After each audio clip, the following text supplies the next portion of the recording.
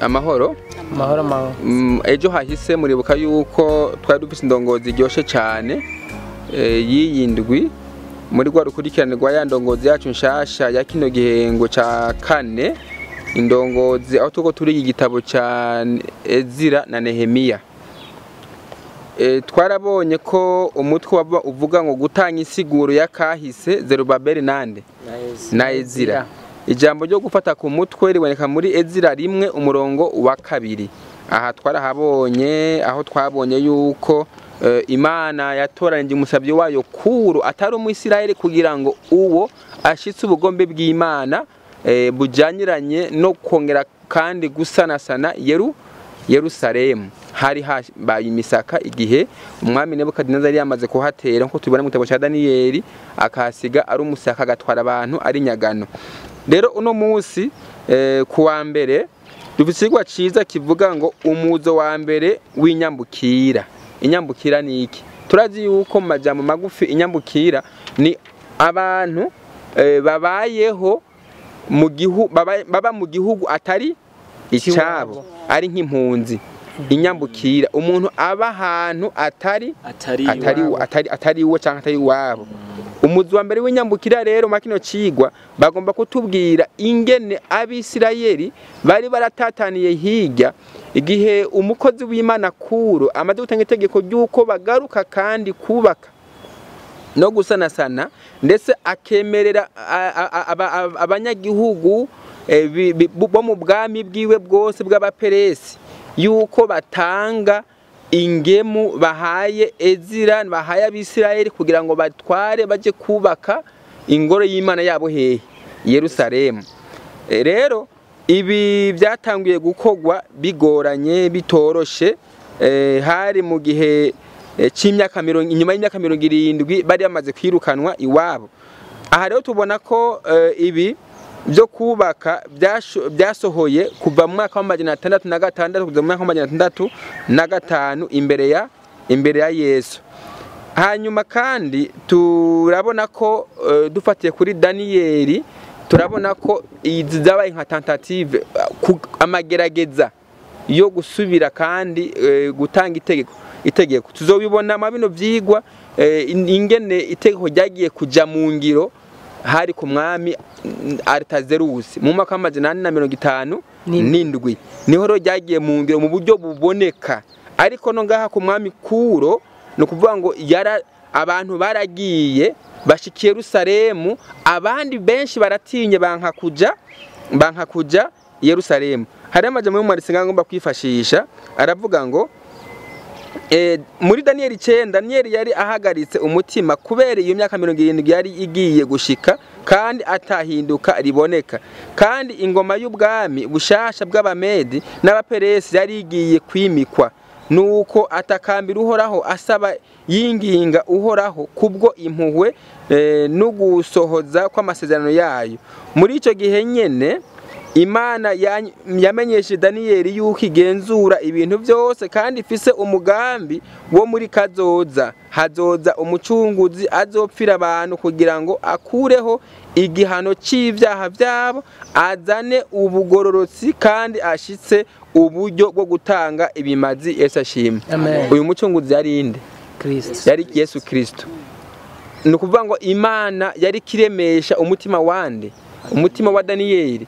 Daniyeli amaze kubona imyaka imaze kuba myinshi iriko icana ko akabona abiwabo bafashwe nabi mu mahanga aho bari, akabona umenga isezerano ry'Imana riratevye. Imana yamweretse yuko hariho umucunguzi azuza gukuraho amahano y'icaha mu bantu.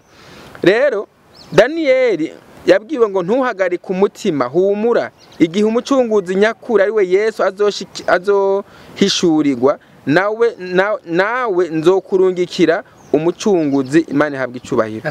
Ani majambo nabonye ngaha akomeye abango Ezira wa mbere Ezira rimwe hatwibutsa intango y'umwami Kuro ryavuga yuko ihanga rya Isirayeli ryari rironse umwidegembyo wo gusubira Yerusalemu no kubaka inzu y'Imana. Itegeko ryari ryaratanzwe hagati y'imyaka umwaka w'amajana 539 n'amajana 537 imbere ya Kristo. Ntabwo Kuro yaretse abana b'Imana ngo bagende gusa, ahubwo kandi yarasuzumye ko bagarutse bazanye ingemu n'amashikanwa, harimo n'inzabya zo mu ngoro y'Imana zari zaribwe n'umwami Nebukadineza. No kuvuga igihe Kuro yagomba gushitsa ubugombe bw'Imana, twarabonye mu ntango yuko Kuro yabaye umukozi w'Imana agomba gusohoza ubugombe bw'Imana mu gihe ciwe. Rero igihe atangira itegeko kugira ngo inyambukira Abisirayeli batataniye mu bihugu by'amahanga basubire iwabo, yararekuye yaratanze itegeko yuko abanyagihugu bo mu bwami bwiwe babahingemo batekerera, ndetse asaba nuko ibintu byanyazwe mu ngoro y'Imana byanyazwe n'umwami Nebukadineza yuko bisubizwa. Ibikombe byakoreshwa mu ngoro y'Imana, amasahani n'ibindi byinshi by'imbombovu byahera huhoraho, byose biraterurwa bitwagwa hehe? Bisubizwa i Yerusalemu. Iki ni cerekana yuko Imana yasezeranye. Durashobora kubona twebwe nk'abantu no munsi se no kuryatevye, mugabo bitebuke Imana irakitse umugambi wayo. Kandi kenshi turihenda mu kwimvira yuko hariho inzira Imana, tukabona umengo Imana igomba guca muri inzira kugira ngo ikemure ikibazo, ariko Imana ishobora guca n'ahantu tutagira gute tutazi. Kuko Abisirayeli ntabwo bari bisize ko Kuro intakebwa ari Imana yoca ko ngwagire gute ngo aborohereze baronke ibyangombwa byo bafasha kugira ngo bagende kubaka Yerusalemu. Sinzi ko hari ufise inyunganizi ntoya kuri iki cigwa mu buryo bwo kwagura kugira ngo ahashike. Mwendata Imana ishimwe cyane. Amen. No kuvuga ngo inyunganizi kw'iki cigwa, ikintu nyambere twabanza gutahura niki cyari cyatumye Abisirayeli baba inyagano. No kuvuga ngo icyari cyatumye Abisirayeli baba inyagano ngo nuko bari barenze ku byagezwe Imana yari yaragize gute, yari yabahaye. Noneho Imana irabagerera igihe bagomba kuba mu gihe cy'ubunyagano, kugira ngo noneho Imana irabe yuko imitima yabo bogira gute, boyigarukana kuriyo. Ariko wumve ngo Imana yari yagize gute, yari yashinze igihe igihano Imana yabaye nkuko ari yabivuze mu byagezwe bya Mose ati nimutaramuka mwitondeye ivyo ndabagira nzogira gute, nzobahana. Ariko Imana yari yamaze kugira gute, yari yamaze gushinga igihe.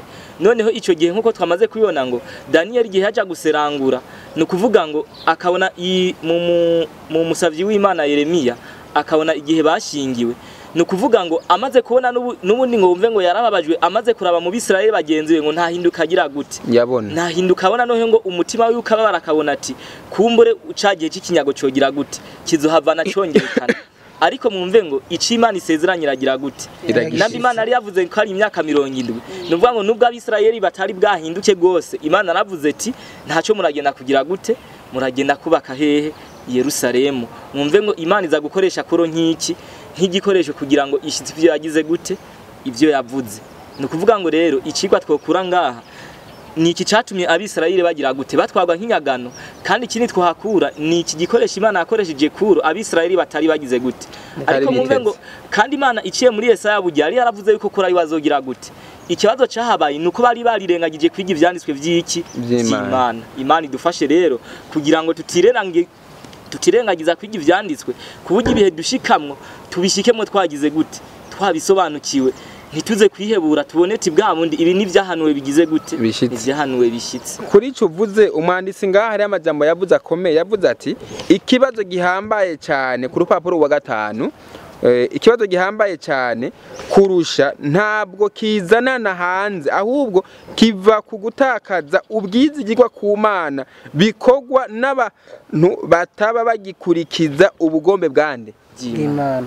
Nico kibazo gusa abantu Imana atoranije nkuko umuntu tamaze kuvyunganira, Imana atoranije ikabaha igikorwa cera cyo kuba abaserukizi b'Imana hehe mwisi, maze bakagitakaza ntibamenye ko bagitakaje kugira ngo bigarure. Aha niho hari ikibazo. Ariko kandi ngo nk'uko Ezira yabitahura neza, ubushobozi bwonyene buzana ihinduka buboneka mu gihe duserangura ibyanditswe vyera tukabitahura maze tukabishira ibwina mu mitima yacu. Imana ihabwa icubahiro. Amen. Kubishira ibwina mu mitima yacu bisaba iki? Bisaba yuko tugabanya ubwibone, inarije, ishari n'inzigo, hanyuma ivyo bikamanuka bigaca bugufi, Yesu akaduga mu mitima yacu. Imana ihabwa icubahiro.